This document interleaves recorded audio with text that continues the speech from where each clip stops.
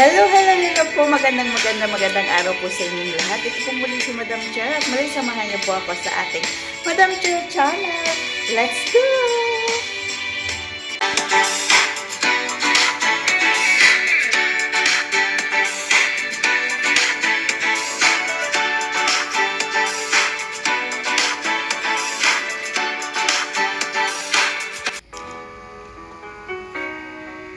Atin na pong umpisahan ang ating lulutuing pork belly. Yan nga po at ating inaalisan yung matigas at saka medyo fat sa atin pong pork belly. Yan, medyo matagal-tagal po dyan sa bahaging yan. Kaya naman po talagang kailangan natin ng matalas na kutsilyo at hiwain lang po natin ng thin size para po sa pork chop. Ito po ay malimit pong pinapaluto sa akin ng aking mga alaga.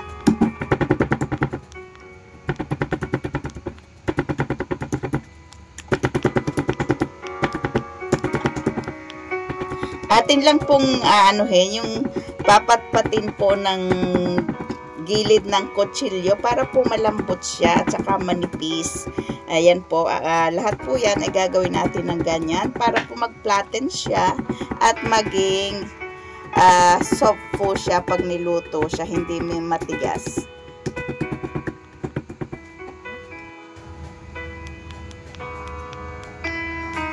Lalagyan din po natin ng ginger. Yan, powder po yan na ginger. Isang pinch lang po. Yan. And then, lagyan din po natin siya ng salt.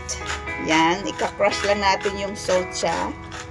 Yan, Himalayan salt po ang gamit natin, yung kulay pink at saka black pepper. Mas maganda at mabango po kasi pag yung buo na bagong durog siya. Tapos lalagyan po natin ng isang kutsaritang corn flour para po ang medyo malutong siya pag atin pong kinain. So, we just combine everything po dyan sa ating pork chop.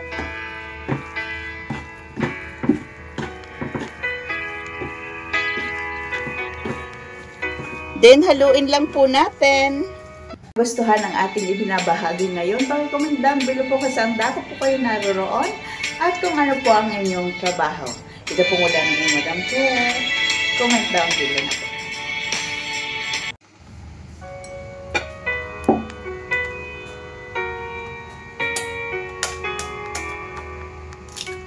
Kukuha po tayo ng isang bowl. Yan, tapos isang egg.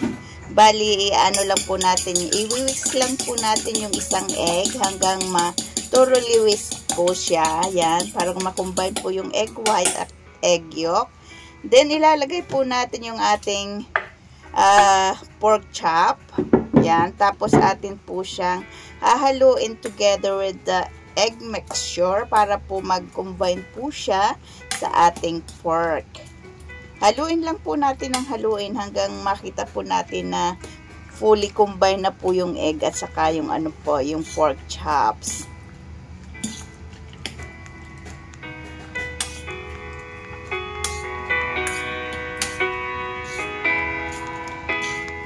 Napakadali po nitong gawin, lalo na po kapag tayo ay busy ng mga mami o mga ate, aunties at sa mga yayang maraming trabaho.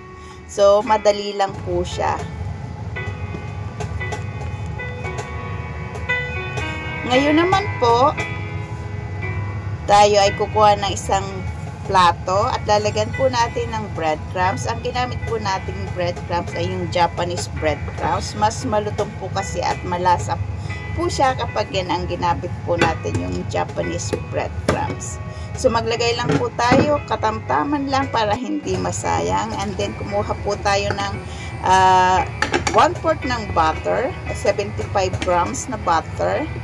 At ilagay po natin sa ating kawali. Yan. Atin lang po siyang tutunawin.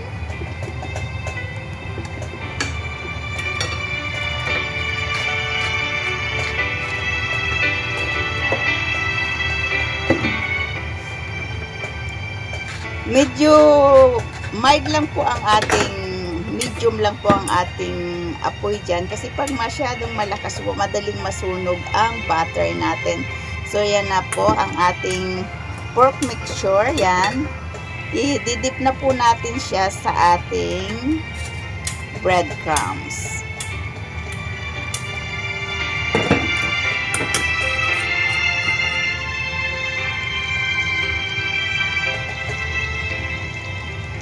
Sisiguraduhin lang po natin na ang pork chop po ay ano po siya ng breadcrumbs. Yang talagang ano natin ng buo. Tapos ilagay na po natin dyan sa ating kawali na meron po siyang butter.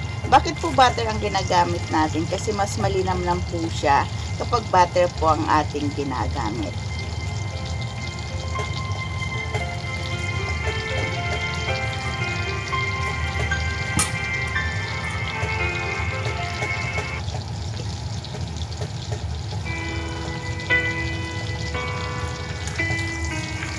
At huwag po natin kalilimutan, nasa medyo low fire lang po natin inilagay habang ating inalalagay ang pork chop natin sa kawali.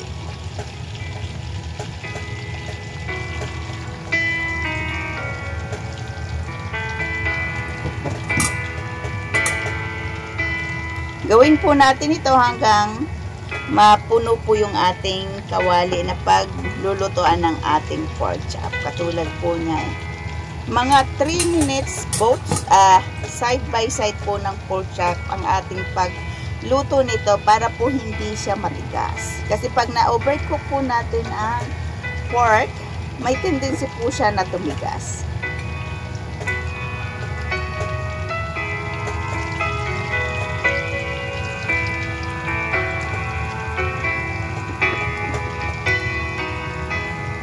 Kapag ito po ang ulam nila, ako po talagang pinapagluto ng aking amo kasi gusto po ng mga bata, ng aking mga alaga, yung luto ko po ng pork chop. At syempre nagsaing na rin po tayo, hindi tayo gumamit ng rice cooker kasi isang bowl lang naman po ang ating sinaing para lang sa dalawang bata kasi magsasalad ang mag-jowa or mag-asawa. So yan. Kukumbine lang po natin yan ng broccoli para sa mga bata at salad mix naman po para sa ating mga employer.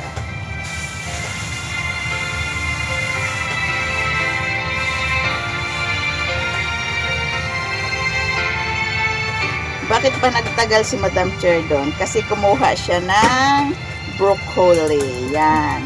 Tigta 3 piraso lang yung dalawang bata sa ating dinner nila. So yan, nagano tayo. Pinagsasabay-sabay na po natin para minus ang oras na ating magagamit. Sabi nga, ang pagiging helper at OFW, kailangang multitasking tayo.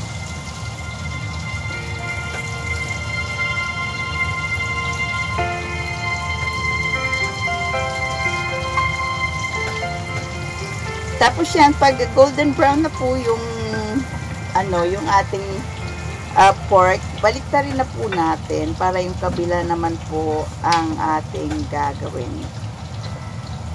Mga ano lang po yan, mga 2 to 3 minutes po. Kapag kulang po ang breadcrumbs nyo, mag-add po kayo para hindi po masayang naman.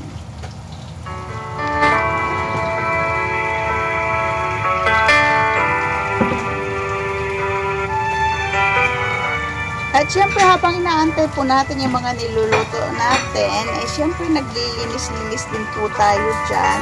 Tapos, prepare natin yung gagamitin tinidor, kutsara at fork ng ating mga alaga. So, yan.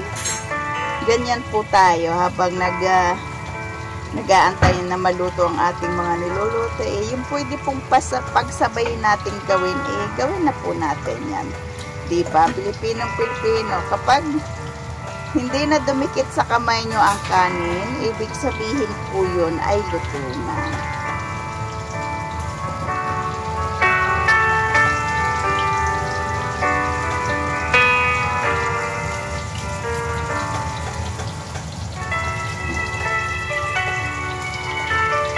Ayan po ang broccoli natin. Hindi natin tinatakpan kapag nagluluto tayo ng, lalo na yung green leafy vegetable at saka mainit na tubig. Nilalagyan din po natin ng konting asin para po may lasa siya.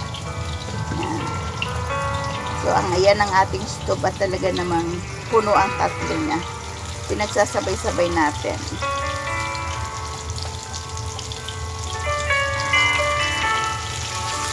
At yan, binaliktad na po natin. O diba, golden brown na siya. O. Kapag may second batch po, eh syempre, aalisin muna natin yung unang nilagay natin bago natin nilalagay ang second batch. O kung mayroon kayong malaking kawali, ay pwede naman po sa malaking kawali para isang tirada na po natin. Isang salangan na lang. Dahil nga, syempre, Pilipino, talaga mayroon namang malaki pero talaga mas ano natin yung doon sa maliit lang mag-ano eh. Parang natatandaan ko pa noon. Yung mother ko, ilan kaming anak niya, 10.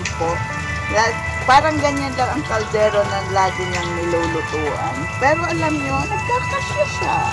Sa 10 sa amin magkakapitid, yung maliit na ganyan na diba, magic. Ayan, nagpag-plating na tayo sa ating alaga dahil yung isa ay mamaya pa po dahil nasa swimming pa at mayroon namang klase online yung aking panganay. Kaya siya muna ang kakain natin. At yan, piniplating na natin. Para po balance ay mayroon po siyang vegetable, pork, and carbo. At mayroong side dish po din niya na fruits. Yan. O diba, napakadali lang. Kayang-kaya pong gawin kahit po yung mga batang mahiling magluto, eh, pwede po din natin gawin niya. Pagawa yan sa kanila. O, yan na. Kukuha na tayo ng 3 piraso ng pork chop. 3 o 4 lang naman ang kayang kainin niya. So, diba? Napakadali. Siguro mga 20 minutes to 30 minutes po ay kayang-kaya na po natin ihain yan sa kanila. So, why not try po sa inyong mga, kahit po sa mga anak nyo, sa asawa nyo. Ayan na po ang finished product natin. Ma-rice po siya, kaya 2 bowl. 1.5 bowl po yung rice niya kasi nagbibinata po. 15 years old na po kasi. Kaya, at sana inyo pong naibigan ng ibinahali natin sa sana inyong naibigan. At sana po ay may natutunan kayo. At kung hindi pa po kayo kaibigan ni Madam Chair, ay paki-likes at heart na rin po ang ating channel. At mag-subscribe na rin po kayo kung hindi pa kayo subscriber ng Madam Chair channel. At paki-click ang notification bell para po lagaw kayong updated sa Madam Chair channel. That's all for now, mga ka-cheers. Thank you very much for watching and God bless us all. Bye-bye!